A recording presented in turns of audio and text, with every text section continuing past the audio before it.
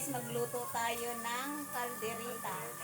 Ayan, ang gagawin ngayon ay taba ng baboy ang ilalagay ni Ate Rose kasi hindi siya gumagamit ng mantika. Ayan guys, tingnan niyo guys.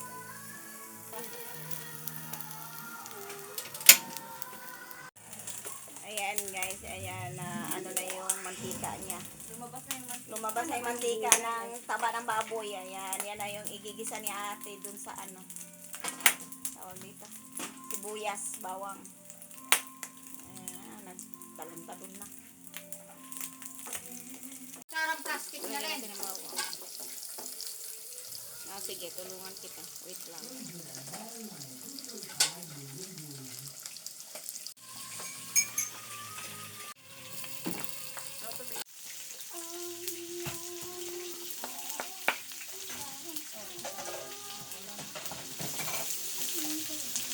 Tubig, madumi. Tomato sauce.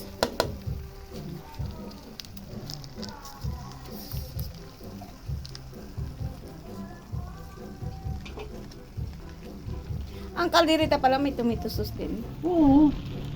Akala ko ano lang. Nilabang sa kulay. Yung iba may tomato paste. Masyadong ito. Saan ka pa? Meron pa sa taas din ako. Mainit yung sa bawal.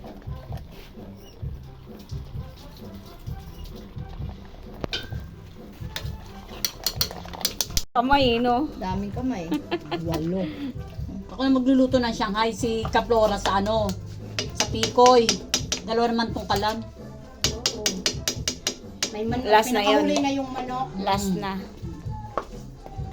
di pagkatapos ko sa Lu Shanghai, yung manok na. Mapasok din Madam Rosa.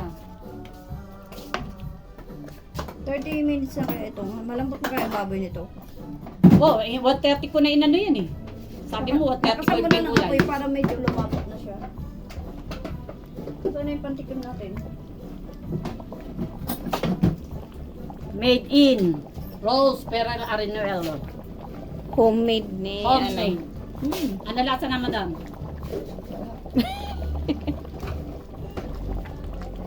Sarap. Sarap.